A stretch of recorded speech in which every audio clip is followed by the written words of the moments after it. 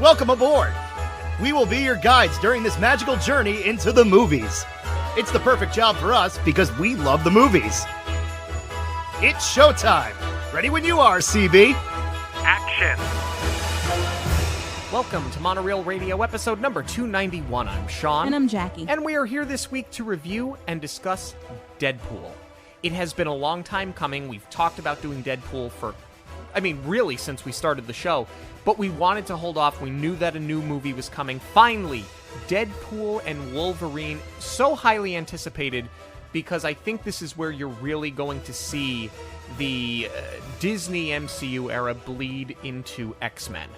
It's funny because you say that we've talked about doing Deadpool for a long time, like we were excited about it. I was excited about it. It has been met with pushback, if we're being perfectly honest. You've wanted to avoid this one. It's only because knowing that we had a third movie coming, I wanted to hold off until we had a natural lead-in. This is also one that it's a little polarizing for a lot of people.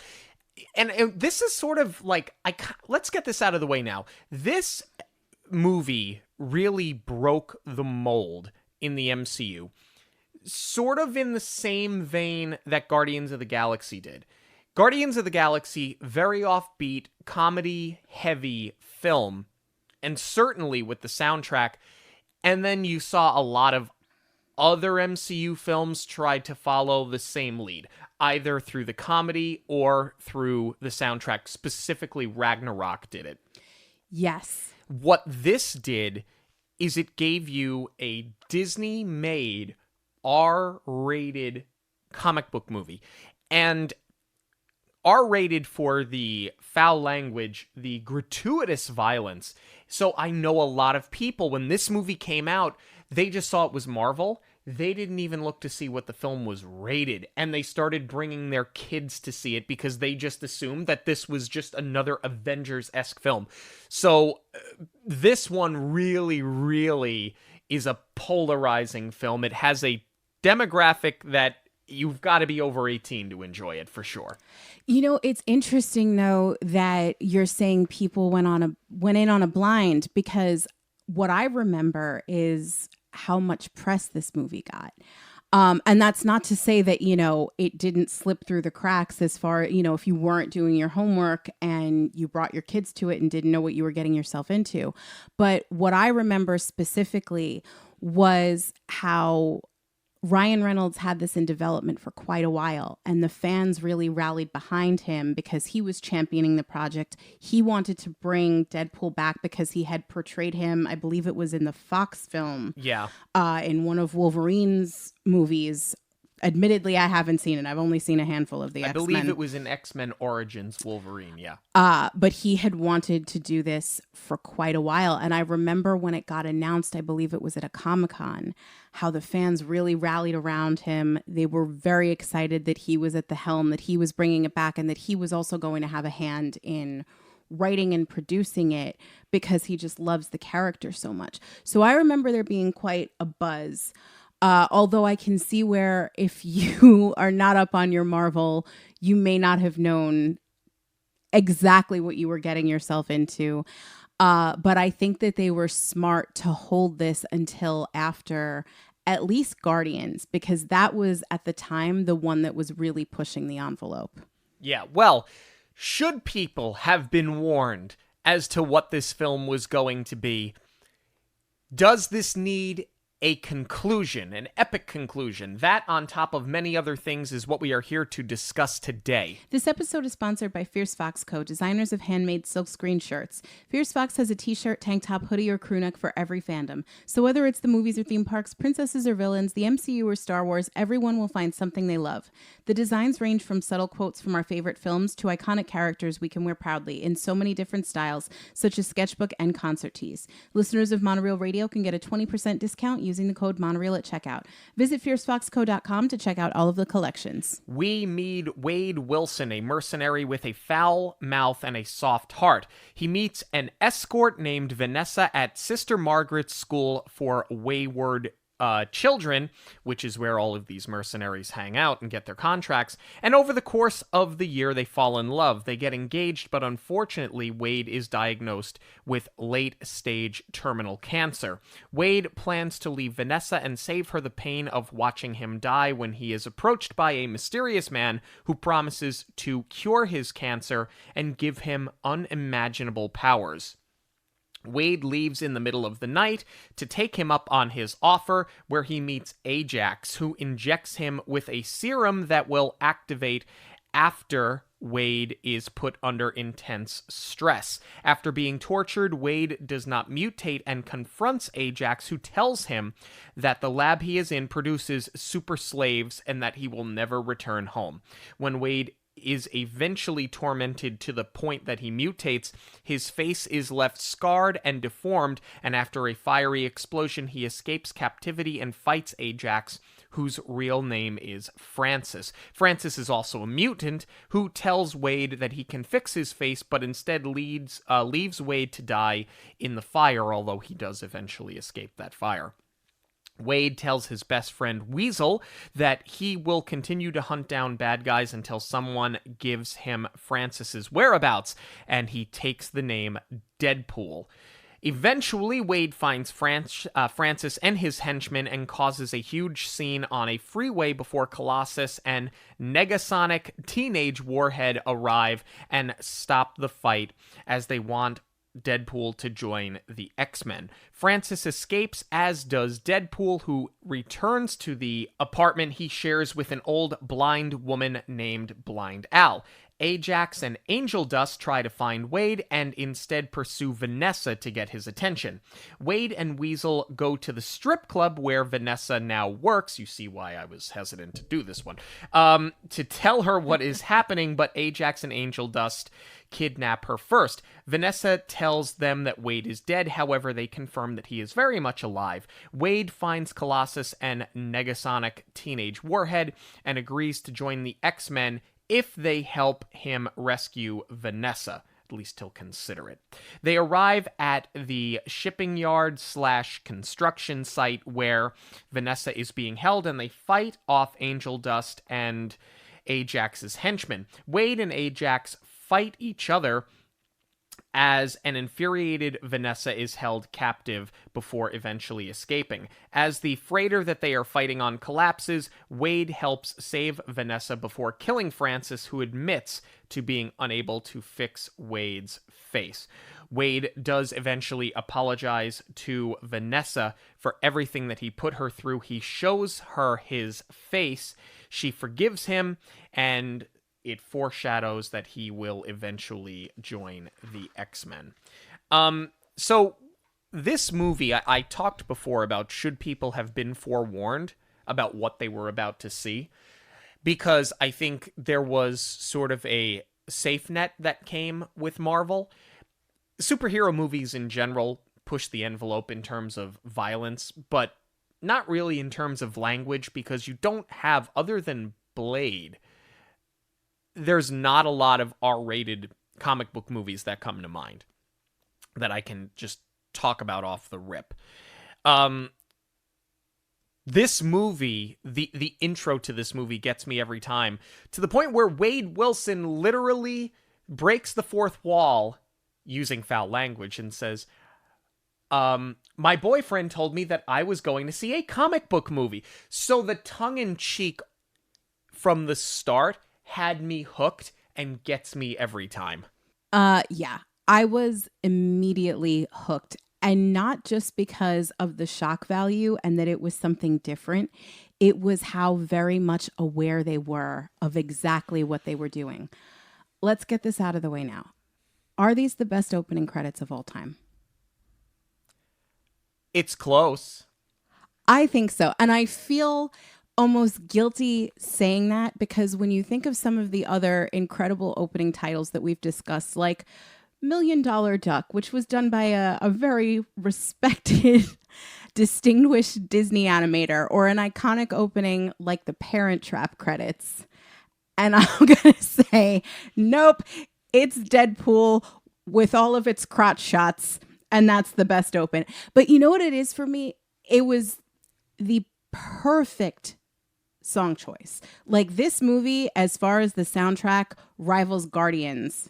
And I forgot that this was a film that could, because to me, Guardians is the best soundtrack. I didn't even think there was anything close that could go up against it, but this film can. It's not just the song. It's not just the shocking visuals. It's these spoof titles that they're giving you. They're making fun of Hollywood as they're doing it.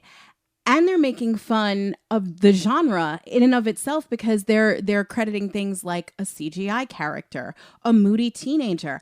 I just thought it was so brilliant. And then I did a little bit of homework on, because, you know, this is made to look like sort of that like splash page comic. Yeah. But the real brilliance of it, too, is that this sequence, they had to do pre-visualization for it just because it's such a big undertaking. But we're eventually going to see this scene play out. So they constructed the whole thing as a CGI sequence so that they could figure out their camera angles, their stunt choreography, and how they're going to actually do everything when we see this car wreck play out for real. So they use that pre-visualization to create the opening credits. And I love that they give it to us. We have no idea what we're seeing. We're shocked. We're hearing all of these really funny quips from Ryan Reynolds. And it's just coming at you from all angles, and you just don't even know what to do with it. And then, you know, it puts you right into the action. It's just so well done. The other thing that's pretty incredible about it, if you think about it, I, for one, am not entirely familiar with the X-Men. Like, I watched the show as a kid. I had some of the toys. I saw the first two movies, but admittedly, Batman was my thing. My dad was Superman. I just didn't really get into the X-Men in depth. And I think that's what the brilliance of the MCU in its first phase. I think that was the brilliance of it, was you had these really great first films where you introduced us to these characters so that if you had no idea what their background was, you knew these characters so well by the end of their first film that by the time you got to the Avengers films, you're fully invested in them. The most amazing thing about these opening credits, you know exactly who this character is before you even see his origin story. And before, really, he's even said a word. Okay, so that's interesting because between the both of us, we've seen the first X-Men trilogy. I was always about Batman.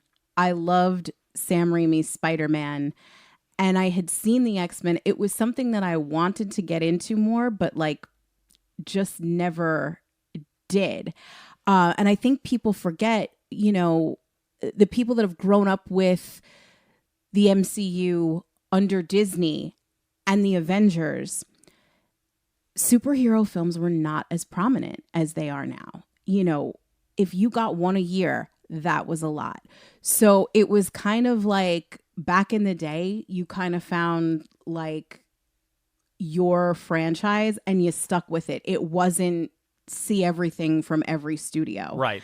And that's not to say that I wasn't hooked by X-Men, but I think that was part of it too, was because they were producing them under different studios.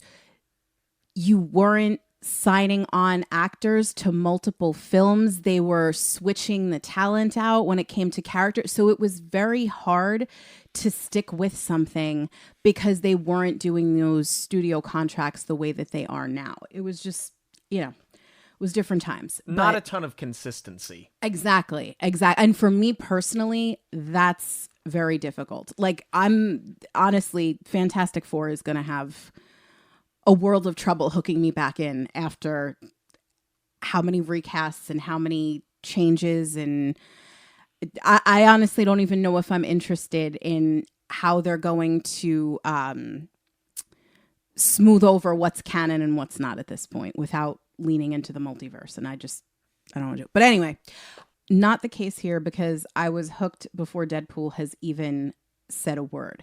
And they give you so much action up front, but even the first couple of lines of dialogue do so much. You know, he's sitting in the back of the cab.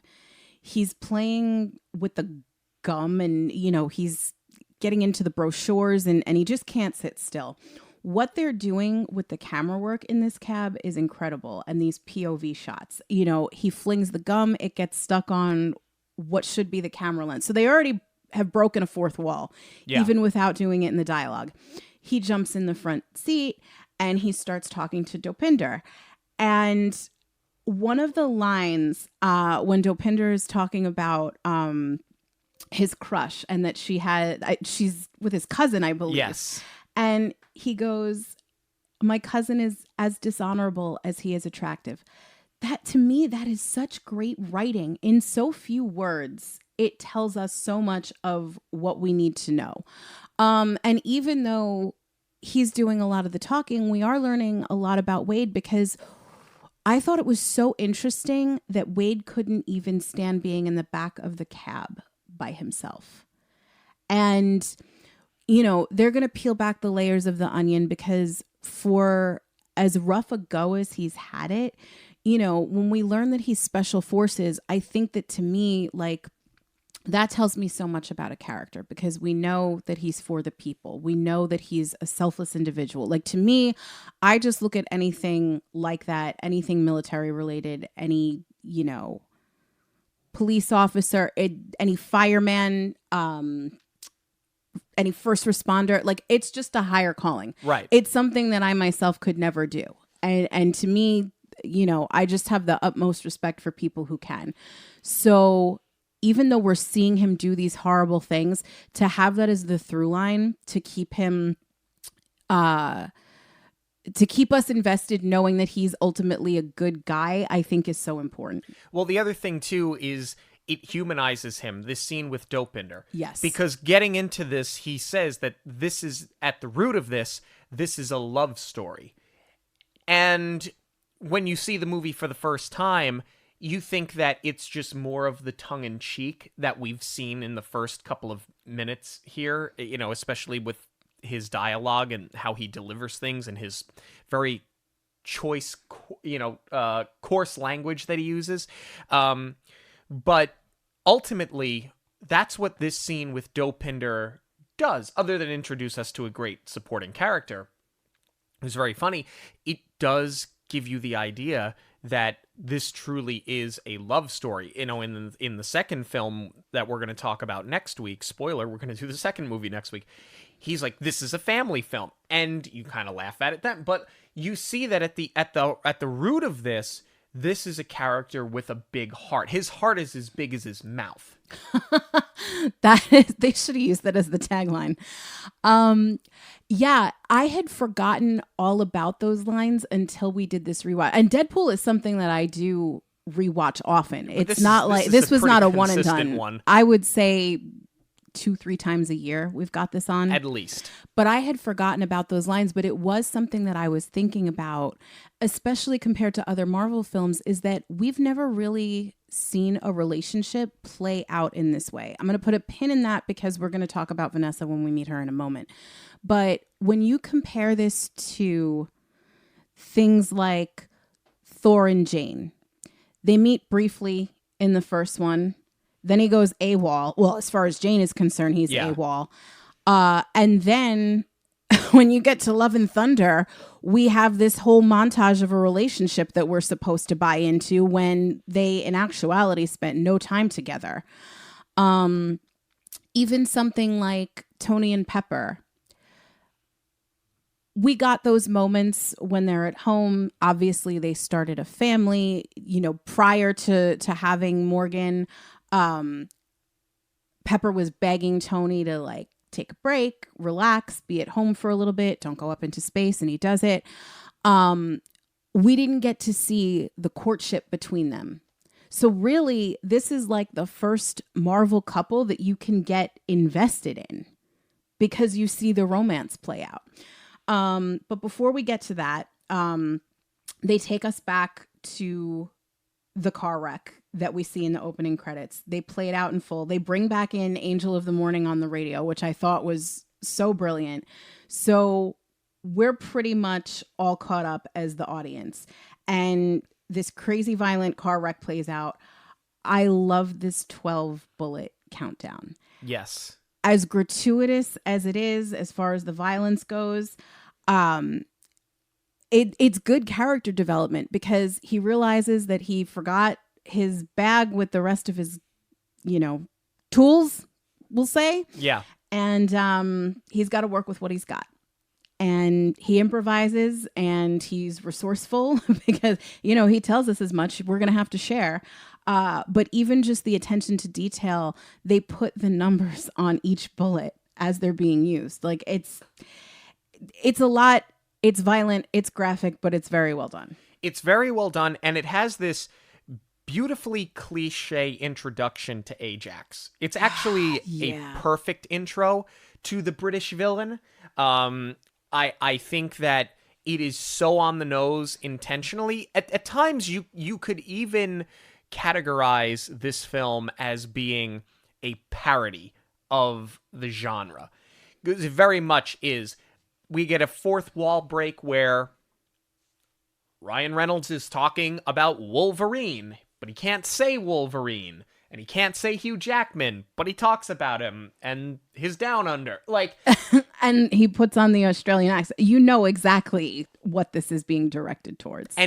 But it brilliantly foreshadows that eventually Wolverine and Deadpool are going to cross paths. They very clearly had, to take a term from the MCU, an end game in sight. They very clearly they knew that this was as natural a path as you could get to the X-Men, and they planted it early on, and they did it in comedy. So seeing now, looking back on it years later, it's incredible how intentional all of this was. And they push that further even more when you get Colossus and Negasonic Teenage Warhead watching this on television. They see helicopter footage from what looks to be an accident on the freeway, and as soon as he hears red suit, he's like, Deadpool, we gotta go. We gotta get him.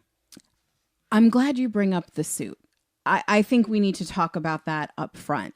First of all, I know that we are going off of source material here. I know what the character looks like, even though I've not read the comics.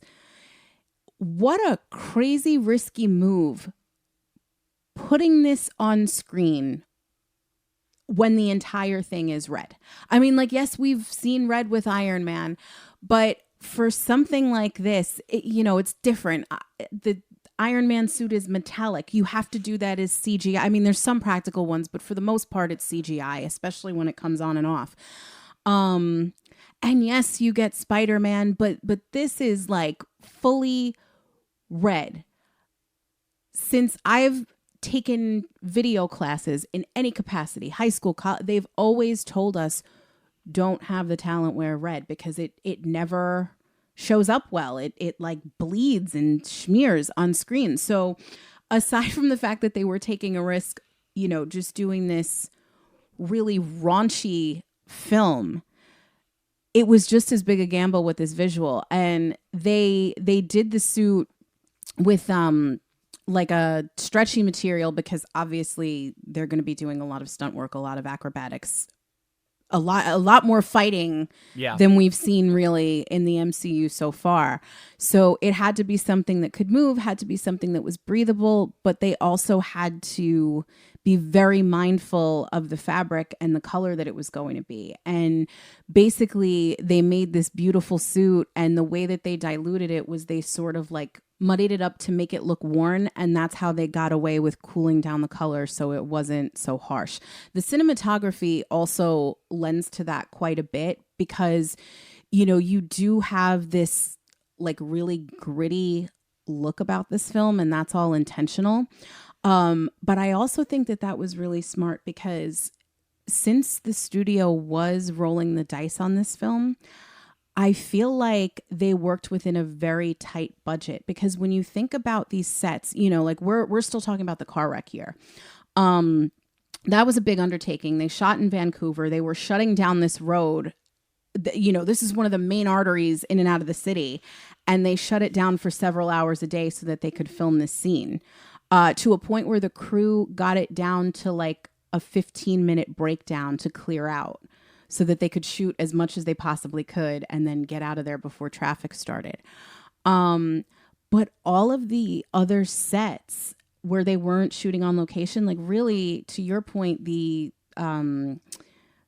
X-Men house was the one that they used in Descendants. Yeah. That was the biggest set that they probably had. Otherwise, St. Margaret's, the apartments, all of those, like very small, very budget friendly to work within. So I think that was really smart. Speaking of St. Margaret's, I just love this whole idea. The name of it, that it sounds like an orphanage, and this is what they're using as their hideout. I love the characters that are populated in the background. I think that's brilliant. And I love how Wade introduces the Deadpool by instigating a fight. It's hilarious. It is hilarious. I love the introduction to Weasel. I love that there's this entire, like, underbelly of criminals that are ultimately kind of doing the right thing for money.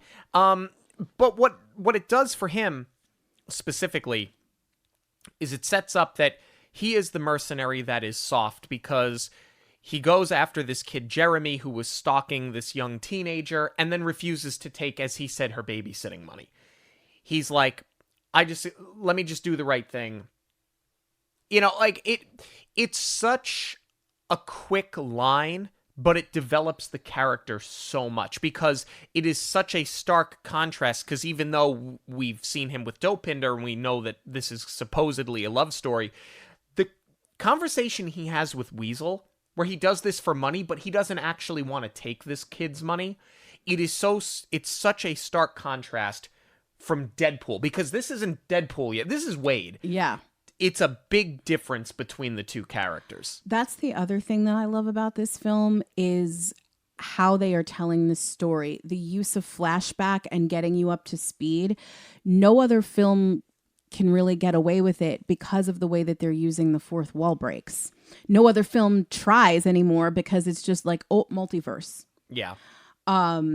I love that too. I also love the fake out with the pizza delivery. I thought that was really fun too, because you think he's going to shake down the guy whose apartment that he's in. Yeah. And that the pizza guy is going to be an innocent bystander, but he's actually after him.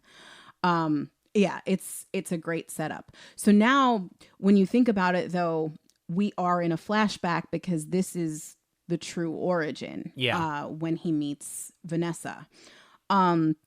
Her intro is just incredible. Considering that they leaned on a trope of girl walks into a bar, what they did with this is amazing. I mean, you're going to have a strong character if anybody is going to be able to match wits with Wade. And she not only does, but she like outwits him in some cases. When the guy in the bar starts heckling her and she grabs him in a place that's really going to hurt, and she calls him Fat Gandalf. I die laughing every single time. As dated as the joke is, because some of these pop culture references, as fun as they are, I don't know that they're going to stand the test of time. I mean, Lord of the Rings is pretty timeless. I'll give it that one. But I was just blown away. Like, she's not going to take anyone's crap just by virtue of her being at St. Margaret's. But the fact that he's ready to, we've seen him protect a teenager. We think he's going to protect Vanessa. She's got it. She doesn't need Wade's help. She's so greatly developed. And through a very X-rated montage here, you see how she changes. Her hair grows out because it's very short in the beginning. That is such a god-awful wig. I'm sorry. The first one they put her in? It's so bad. And we need to say this now. I will say it a million times. Morena Baccarin is gorgeous. They done her dirty in that wig. It's not great.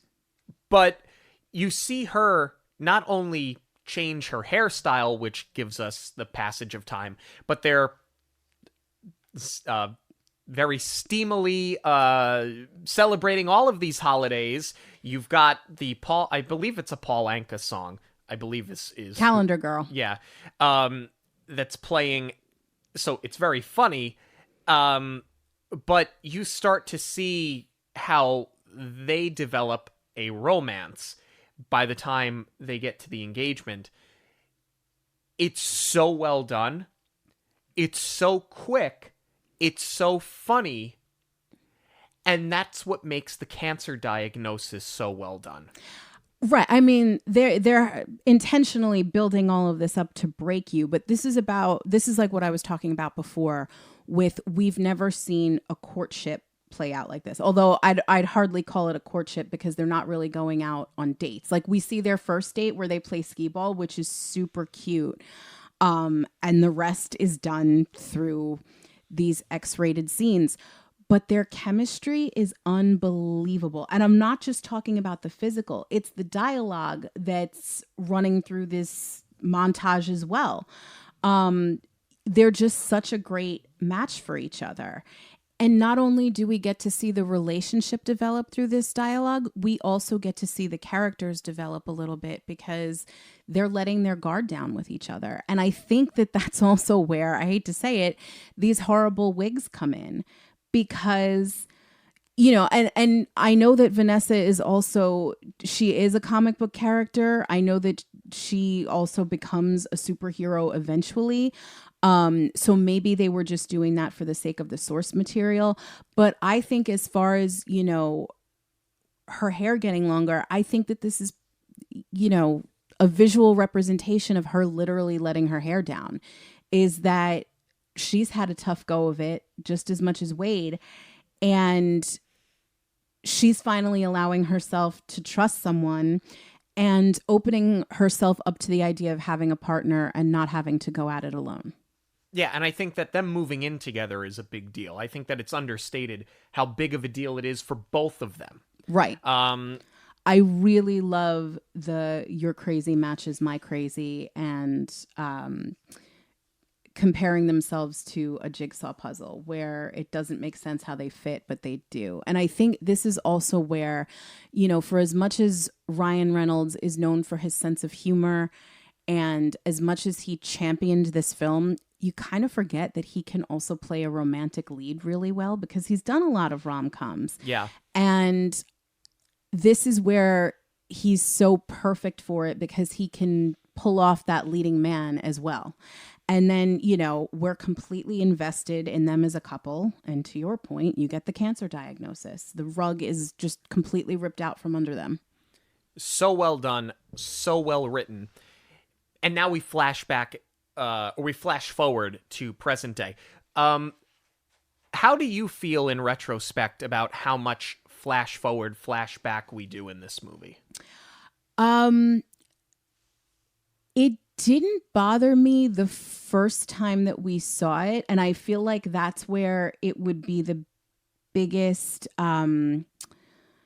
it would be the most noticeable because not knowing anything about this comic or this character, I can see where that would be really confusing. But because it's done so well with the dialogue and the fourth wall breaks, talking to the audience about where you sort of are in the timeline, I don't mind that they did it. I really embrace it as a choice because that's another one of those things that sets this movie apart. I think, you know, there have been other films that have done things through flashback that have been far more confusing than this is. On film, I love how they did this. On film, as you're watching it, it makes a lot of sense. It's a little bit harder to like sit and have a conversation like this about it because just when you think we're moving forward, we're going to flash back again, and then we're going to flash forward again. But for the film, it works. And like you said, for his commentary and fourth wall breaks, it certainly works. No, and I think for us, it's very telling too, because normally in a Marvel, we're going linear and breaking it down scene by scene because so much is happening. The fact that we chose to just do the plot at the beginning and you read it once through, Yeah, I kind of knew that going in, though, that it might be a little bit more difficult to talk about with all of the back and forth. But it is like, obviously I've given you the plot, right? We're almost halfway through the movie at this point, as we're kind of talking through it. The plot is not all that complicated, which in and of itself, I hate to say it, is a little refreshing for the MCU. I by and large have really enjoyed. We've talked about so many of these films. I've by and large enjoyed so many of them, and I love the fantastical places that they take us. But it is sometimes a chore. I'm not going to lie to you. Yeah. Sitting to do these reviews, as much as I love to sit and do this show every week, sometimes when we get a Marvel movie, I go, ugh, because it's a chore to sit through them. Not to watch them, to, like, speak about them and to talk in a way where it makes sense, where it's not confusing for the people that are listening. It was refreshing having something that was so straightforward that made so much sense, even though we have flashbacks. Yeah, I mean, I will never complain about doing this show because we're almost a full 6 years in and I still love doing it. But I feel you on the Marvel thing, because to me, just the mental preparation, knowing that we're going to do Marvel, and that's the thing, right? Like, we sort of lay out the calendar year and it's like, all right, we know we have a big release coming up, so we'll do it. If it's the third in a trilogy, we're doing the first two as a lead-in. And for us too, especially with Deadpool, we wanted to do this for a refresh, because the second one, that's not one we revisit very often. But anytime I know we're doing Marvel, just mentally, it's like, clear the calendar. It's a long movie to watch. It's going to be a long discussion to have. It's just, you know that there's going to be a lot of time that it takes to put into it. But getting back to Deadpool, the rest of the film is pretty straightforward here on out, because yes, it's a love story, but it also becomes a revenge story. You know, they pick him up at St. Margaret's. The offer is there. It's, you know, you've got nothing left to lose. Come be our guinea pig. And I think that's the importance of building up this romance going into the diagnosis, because you have to get him to a point. You know, he's already at a low point in life. He doesn't have much until he meets Vanessa. And you have to get him to the point of rock bottom. I think this is another instance where this film also separates itself from the rest of the MCU, because we've seen, you know, these really tragic stories like Peter Quill losing his mother to cancer and then being abducted. You know, we've seen Thor lose his entire family in front of our eyes, in front of his eyes. So we've seen characters face incredible challenges, incredible losses, and be at extremely low points, but you know you need to get them there to propel them forward to do what they're going to do and have that motivation to save everyone. This is so different, because it's like, yeah, sure, I'm going to put my body through hell because I've got nothing else. So they knock him all the way down, and it's just like, why not? Well, it's funny that you say that, right?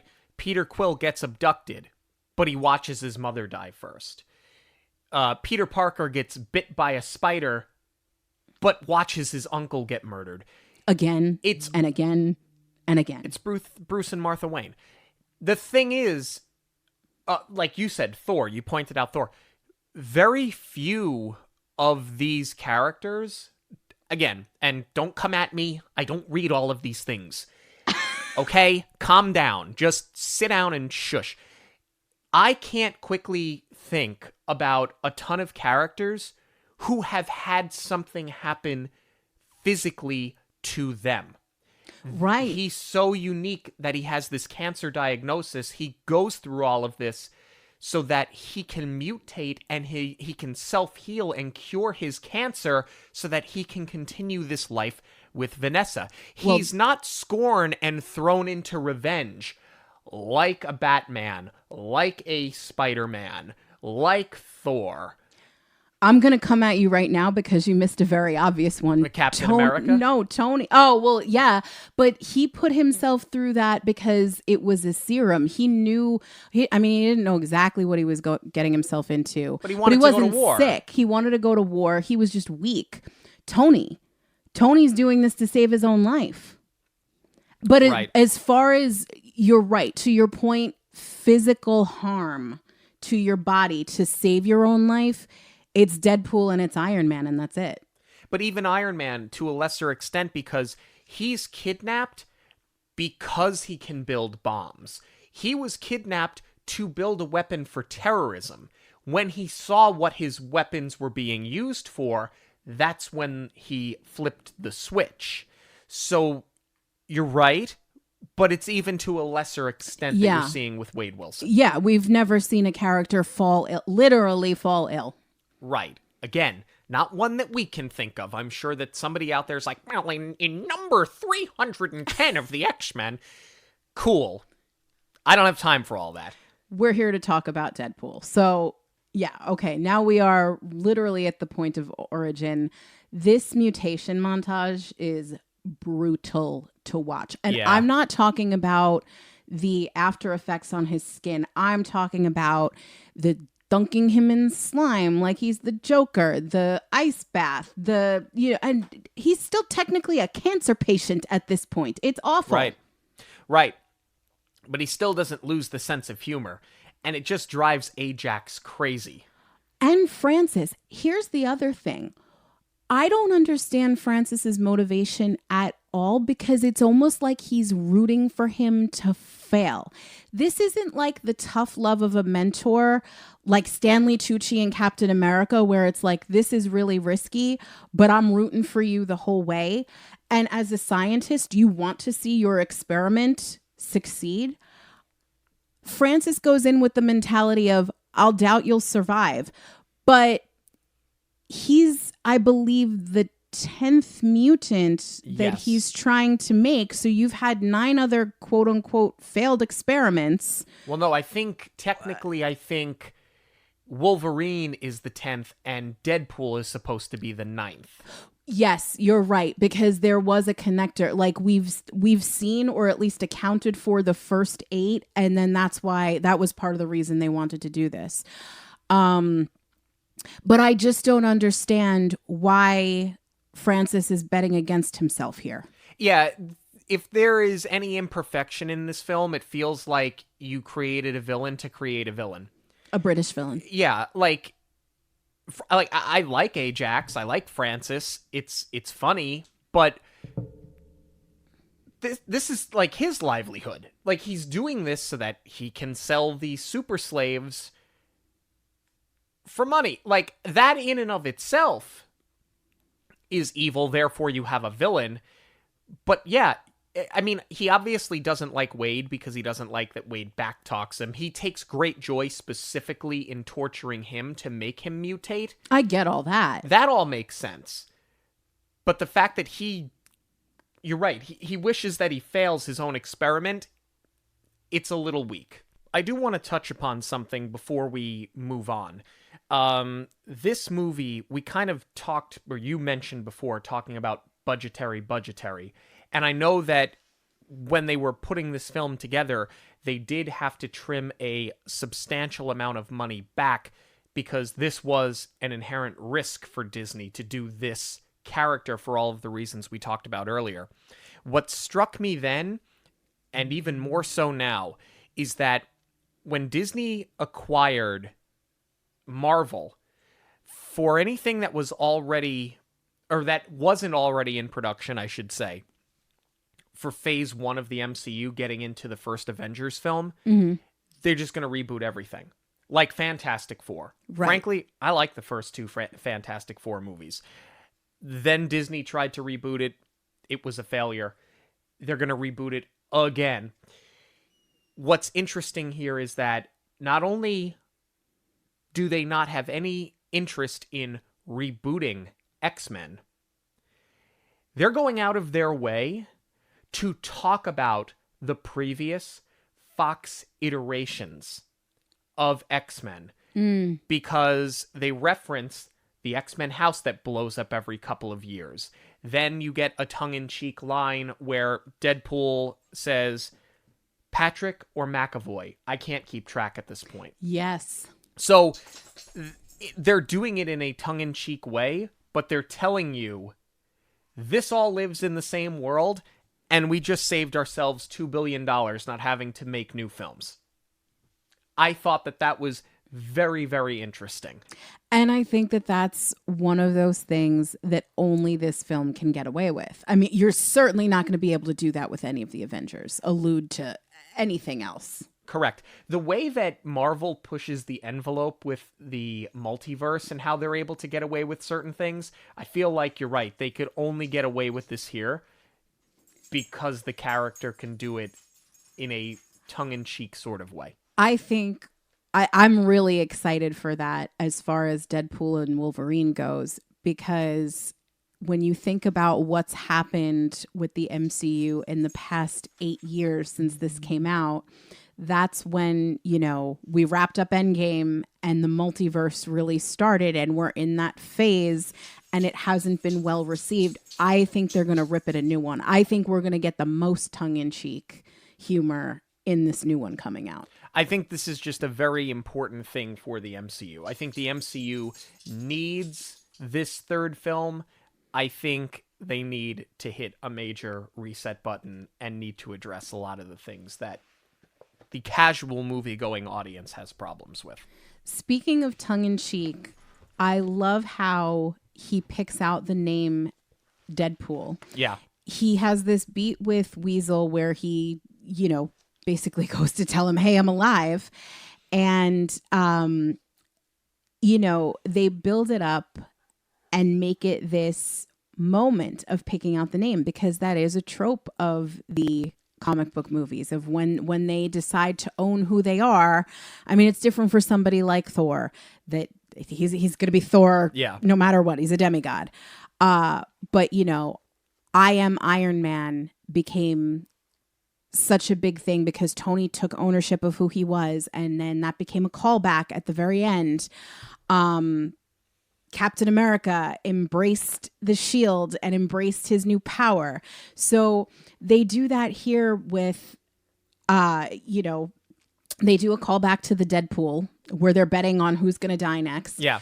And he basically says, okay, that's my name. It's Deadpool. And there's this silence, and you want to let the moment marinate. And then he's like, Captain Deadpool. And they totally make light of what is normally a huge moment in these origin stories.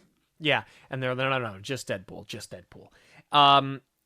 Really, really good. I also love the introduction to Blind Al.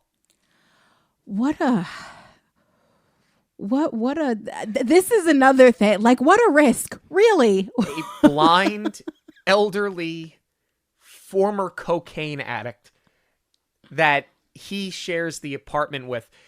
It's hysterical, but he's so obsessed with how he looks. I think that it's important, and it gets overlooked. Yeah. It gets overlooked because of how funny she is. He specifically wanted a blind roommate. Because he does not want anybody other than Weasel, really, to see him for what he really is, because at this point, he's just hiding behind the mask. Which is so interesting, too, because I would hardly say that up to this point, his character is vain. We've seen Ryan Reynolds play some vain characters in other films, but that's not what comes to mind at all when I think of Wade. I understand where he might feel ashamed of his appearance in front of Vanessa. And, obviously that's going to be a huge point of contention when she finds out that he's alive, is that he's been hiding from her because he's ashamed. I'll buy it for his romantic partner, but it doesn't really make sense that, I mean, it does story-wise, it works for everything as far as having a blind roommate, but it's just character-wise, I'm this is what you're tripped up on right now. Because what's interesting too is I honestly don't think he looks that bad considering what he's been through. And I know that that was a challenge that they faced with production because they couldn't make him look too scary where a child was going to be too afraid to watch this. So I thought it was actually really interesting how they did the makeup. It's translucent. So instead, because it looks like it's a mask, it looks like it's a full piece and just his eyes are showing through, but it's an entire application. And what they used with the scarring is very transparent. So his skin will actually pop through it. So it's really just the scar that is, sort of bubbling up, and everything else is just, it's just him. It's natural. But I think that that's where I get tripped up a little bit, is that he's so ashamed of it, and yet it's not really that bad. So like, I just feel like I wish that there was something else, like, to give him that vanity of where he'd be so concerned with what everyone thinks of him, because otherwise it's like, what does he care? He's shown us that he doesn't care about a whole lot. So why this? Let's talk about the scene where they go, them being Weasel and Wade, but also Ajax and Angel Dust, unbeknownst to the other two, that they end up in this strip club trying to confront Vanessa. I think it totally makes sense that that's where she's working. I think that she kind of falls back into that sort of lifestyle choice, even though she's no longer an escort. She's not going to go work at a library, right? So, like, it makes sense that that's where she winds up. You have one of the best Stan Lee cameos of all time. Yeah. As the DJ, wanting to see chastity. It might be the best. This is one, because I feel like every time there's a cameo, I'm like, oh my God, I forgot about this one, and it's better than the last, and this one's my favorite. This one is the most memorable for me because it's hilarious. What's interesting, though, is that this is not a set build. They used an actual location, and they just decided to roll with it with the DJ besides Stan Lee and all of the dancers. They just employed whoever was working there for the film. I do buy it, though, for Vanessa's character, because you're right, she didn't go fully back to escorting, but part of the importance of this relationship is that they push each other to be better people. So to your point, no, she wasn't going to get like a regular 9 to 5 without Wade being there to, support her and be like, hey, let's get our lives together. Let's get more on the straight and narrow. So I love how they do a bit of a bait and switch, though, when Vanessa goes out into the alley and you see the figure in the shadow with the hoodie on. We know that that's what Wade wore when he goes to the club. And she starts talking about the puzzle piece, and it turns out that it's Ajax. And that he and Angel Dust are there to take her. Basically, they know that they're going to use her as bait to lure Wade back in, because at this point, Angel Dust or Ajax knows that he is being hunted by Deadpool. The whole scene is really well done.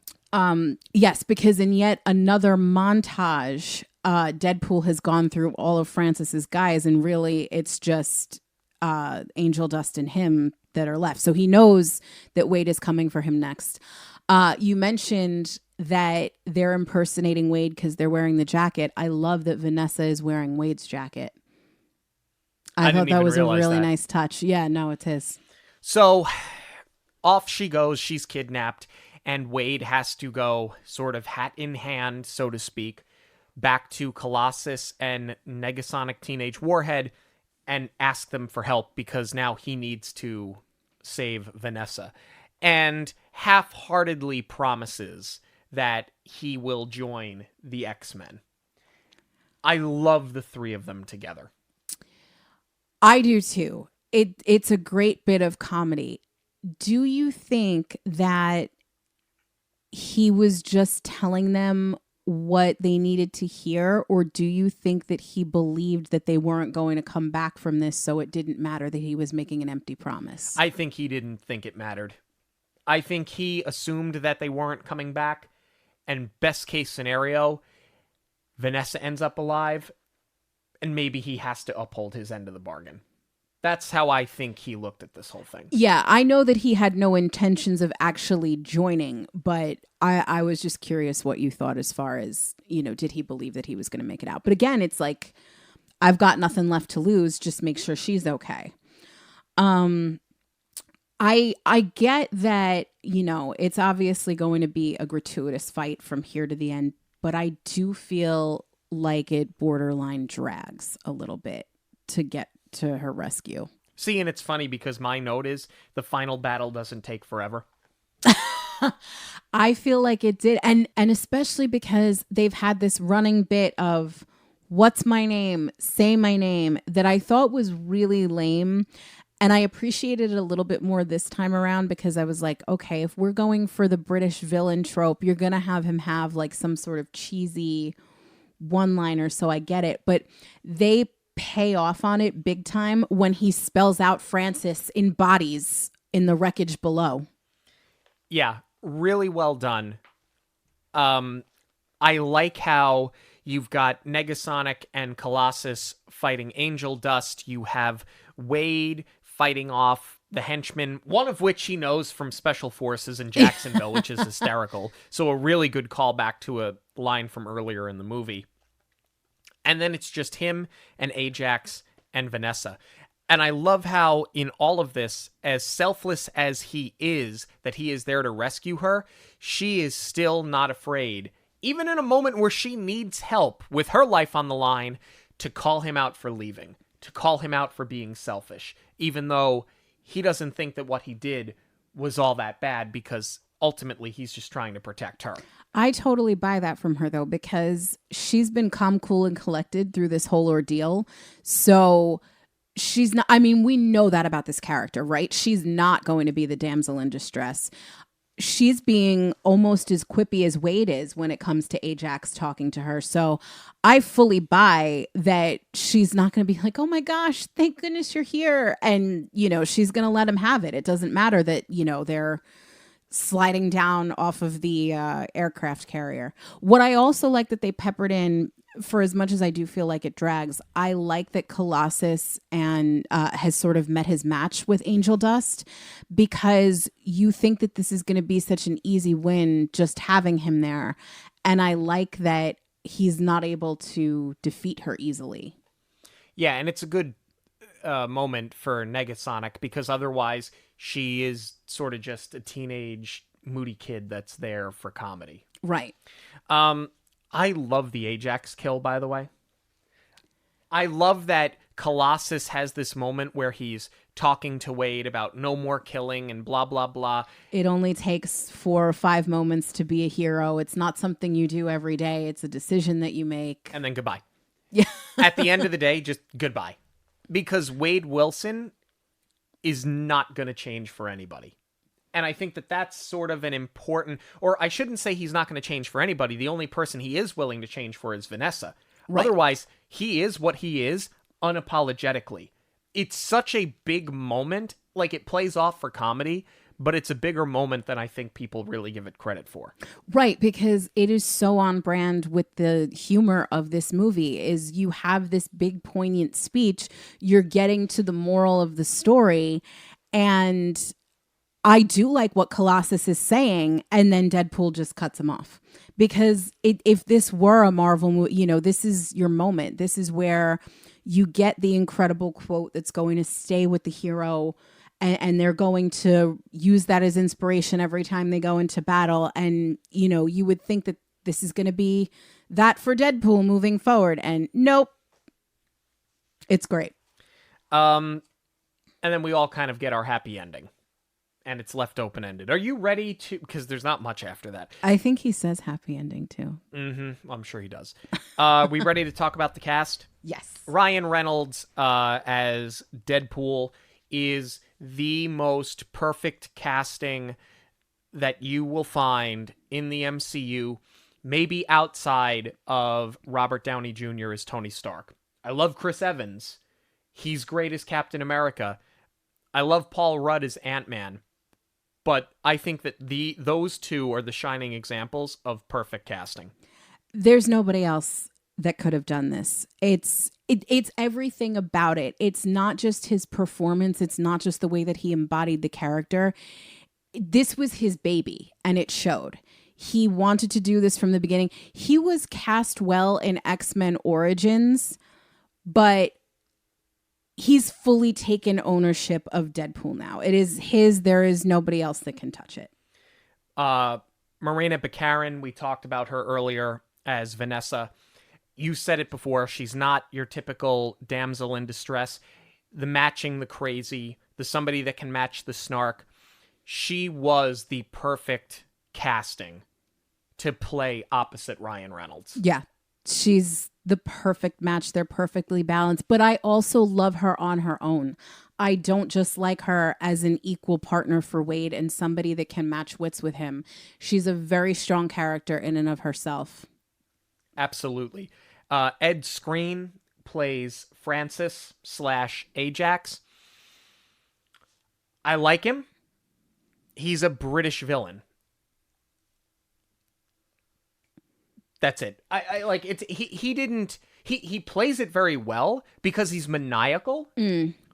But other than being a British villain, there's just not much there with this character. I agree.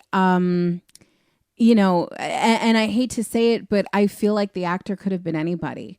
It was a good foil to Deadpool, but this is not like a memorable villain. And I mean, if we're going to compare to the rest of them, I mean, Thanos is in a class all by himself, but like when you think about some of the other adversaries, there's been something either, I think that's part of it too. Stylistically, there's not a lot happening here because he doesn't have a suit.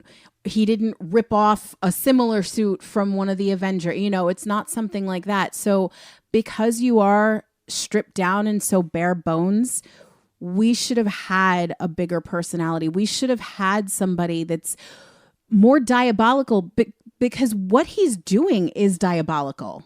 By creating these mutants and selling them. Like, you need to be a sick and twisted person to do something like that, and we don't really see it. It's just, what's my name?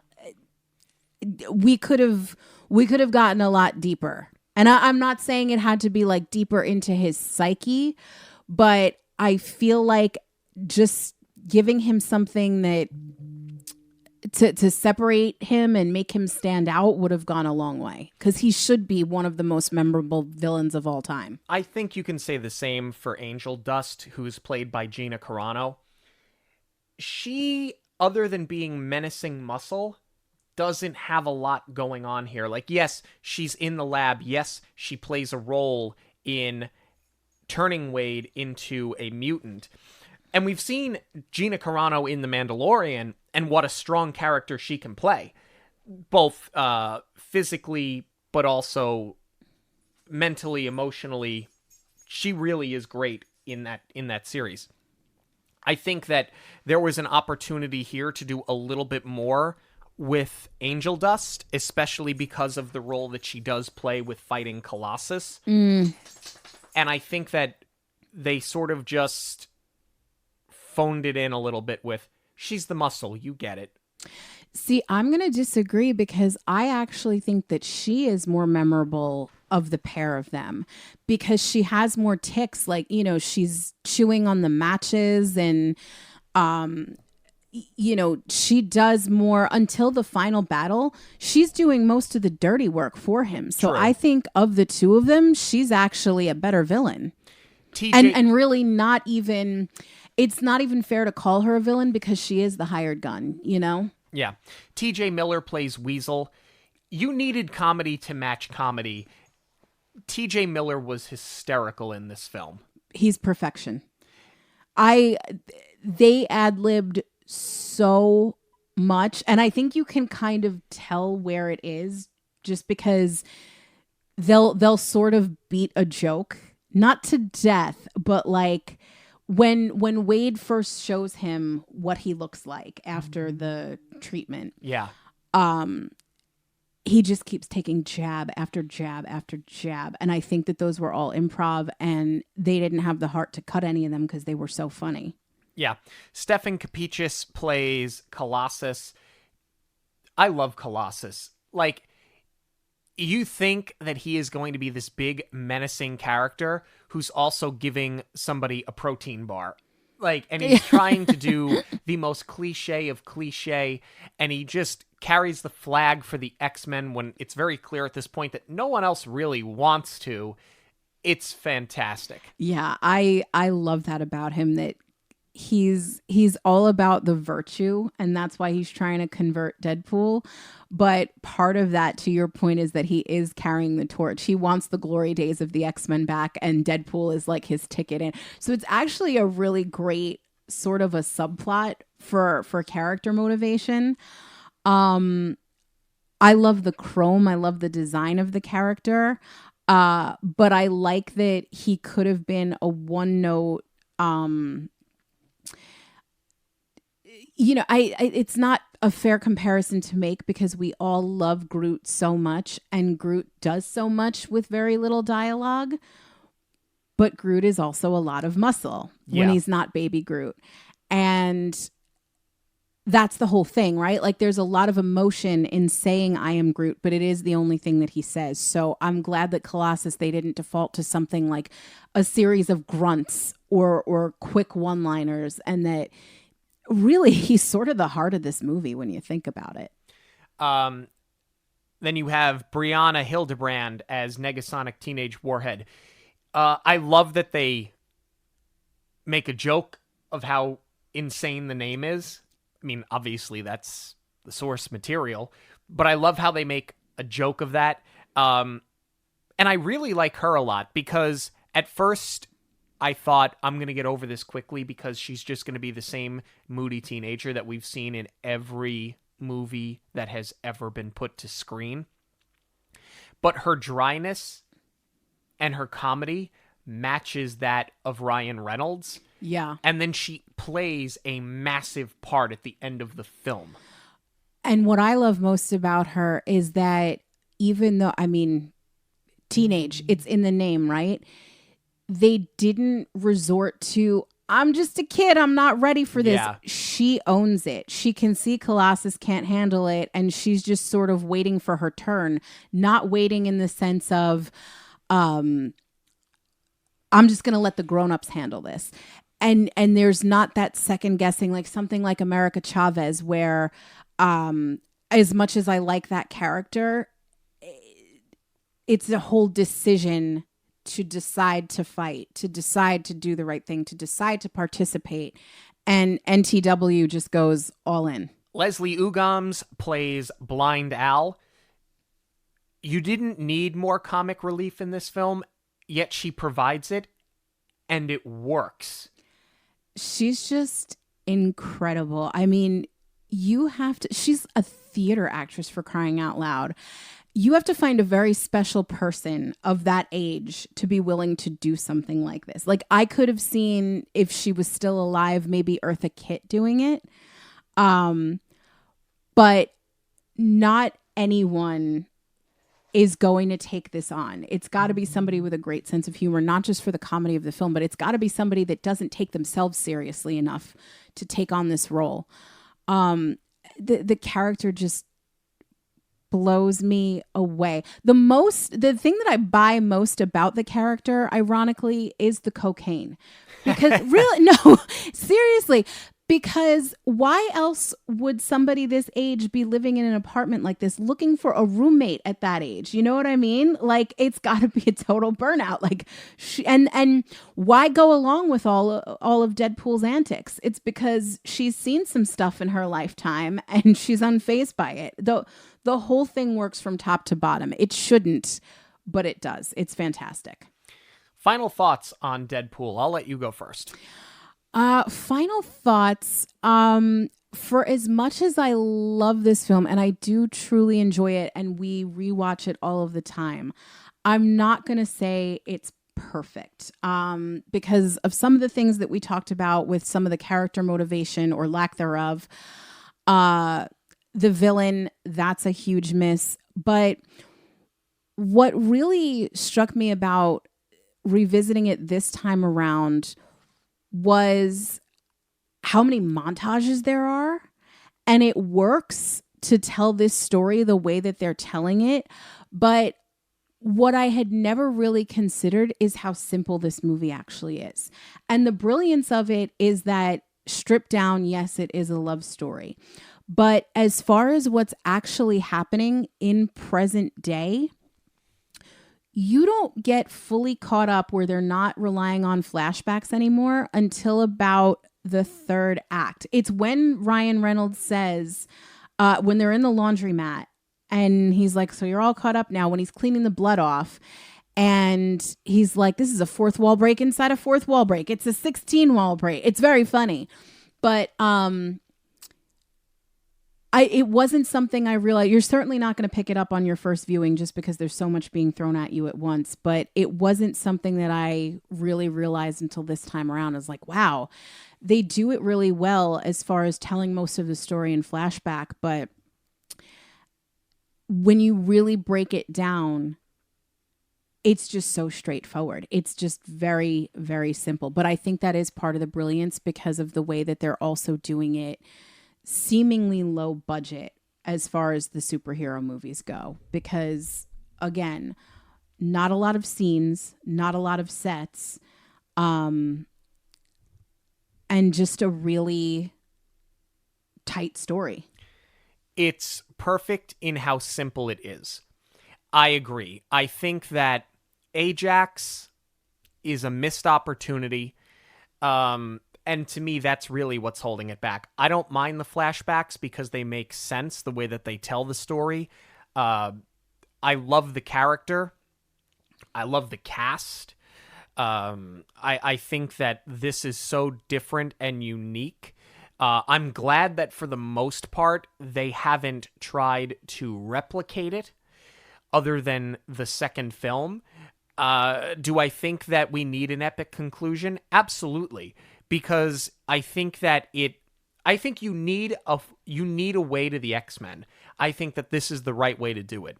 I think the fact that this movie was made for $58 million and made nearly $800 million at the box office tells you everything that you need to know about how highly anticipated this franchise was. And I'll be very interested to see if we hold the same opinion of the sequel, which admittedly we haven't watched quite as many times. But we are interested in hearing what you have to say about Deadpool. You can join the conversation on social media on all major platforms at Monoreel Radio, or you can shoot us an email, monoreelradio@gmail.com. News of the week is coming up, but first a quick break. News of the Week is proudly sponsored by KMV Travel. KMV Travel is a boutique travel agency that helps families plan personalized vacations and create unforgettable memories on land and at sea. If you've dreamed of setting sail on the Disney fleet, KMV Travel will help you from booking to bon voyage. When you connect with a KMV travel specialist, they will not only assist you with your cruise package, but they will also help you with your stateroom selection, pre- and post-cruise accommodations, ground transportation, onboard activity reservations, and port activity reservations. Whether you are traveling as a couple, with a family, or a large group, your KMV Travel advisor will help you customize the perfect cruise itinerary for you. Visit KMV Travel to set sail now. Hey guys, my name is Mike. I listen to Jackie and Sean's podcast every week on my commute into work. So I reached out to Jackie, and she helped me put together the perfect getaway. I did a 4-night Disney cruise ship, and she was able to answer every question that I threw at her. She put together the perfect dates and an insurance plan that made the whole experience stress-free. She was able to help me with little tips and tricks, like you can get a Mickey Mouse bar delivered to you any time of the day. And I think that was a mistake because now I put about 10, 15 pounds on. I'll definitely be using Jackie again in the future. Thanks for everything. Speaking of Disney Cruise Line, they have made the announcement that we are getting a new ship. It's going to be sailing out of Japan. Early, quote-unquote, early 2029 is when they are planning to have the first sailing. So at the time of this recording, we are 5 years away from the first cruise ship for Disney Cruise Line leaving out of Japan. I mean, I think it makes sense that they release that info now. I mean, we talk a lot about sometimes Disney gets way ahead of themselves by talking about things that are happening years from now. But when you're planning a cruise, and especially if you're coming from the United States to Japan, like that takes a lot of careful planning. So that's something that you're going to want to decide a couple of years in advance. So I think it's a good idea that they release that info now. And, let's not forget, they did announce that they were adding 6 ships to the fleet. So now we've got the Adventure, the Treasure. Even though we don't have a name yet, we've got 3 of 6 that are officially announced. We talked about how Deadpool made nearly $800 million at the box office. Inside Out 2 has cleared $1 billion worldwide at the box office, and I think that that's huge news for a multitude of reasons. Number one, Disney, finally, after long last, seems to have a blockbuster on their hands. It also shows that people are, in fact, willing and able to go to a movie theater and experience a film for the first time, not on their television at home. And I think that that's a big deal for the industry at large. Absolutely. Yeah, I was really thrilled that Inside Out 2 became a member of the $1 Billion Club. The timing could not be better. It is important for Disney, but to me, more important for Pixar, because they can sort of stick it to Disney a little bit and be like, oh, remember those films that you put straight to streaming and didn't release theatrically? Eventually they did. They did put Turning Red and Soul on the big screen. They got their due. But I like that there's this little I told you so moment. But more than anything else, it's positive for the industry as a whole, because things are not great right now. And to your point, yes, we did, as a theater-going audience, need to prove that we're still willing to go and see things. Maybe not sequels. I still think we need to pump the brakes on sequels and focus on original content. But for the right film that tells a good story, and to the root of it, tells a good story, not how it's marketed. I don't care who's in it. Just a good, solid story. We will go support it. Speaking of good, solid stories, we have our trailer for the Agatha Harkness series that is coming to Disney Plus on September 18th. Coming out of WandaVision, which was a Disney Plus original right at launch, if I remember correctly, or if it wasn't right at launch, it was shortly thereafter. They took their time with this. I mean, look, I know that we had the pandemic and that shut everything down, but enough about that, move on. They took their time with this. This is something that they let it breathe. I know that this is unique for the MCU. They let something breathe. They took their time. They wrote something that looks spectacular. The trailer has us all excited. And you know what else you did? You let it go long enough where people missed it. Bingo. I was just going to say that. I dare say people even forgot about it. So here, where we're talking about having Marvel fatigue in some regards, you just gave everybody the project that they've been highly anticipating. To your point that they've missed, this was perfect timing. And you also delivered with a really, really, really great trailer. I love the true crime element, the way that it starts out. And I really thought that it was going to be like a whole tonal shift, but it's not. You still see 80s Agatha pop in, and all these great iterations of the character that we saw in WandaVision, they're all there. And then it looks kind of scary too in some ways. I'm really here for this one. Yeah, this could be a great watch for spooky season because it is dropping in the middle of September. Thank you all so much for joining us this and every week on Monoreel Radio. Monoreel Radio will always be free, but there are many ways that you can help support the show. Please give us a rating wherever you listen to podcasts. Join the conversation on social media at Monoreel Radio on all major platforms. Share your favorite episodes with family and friends who may enjoy them. And of course, book your next trip with Jackie. Links to everything can be found at monoreelradio.com. We all get one story. Make yours a magical one. On behalf of Monoreel Radio, we'd like to thank you for joining us. We'll see you at the movies, the stuff dreams are made of.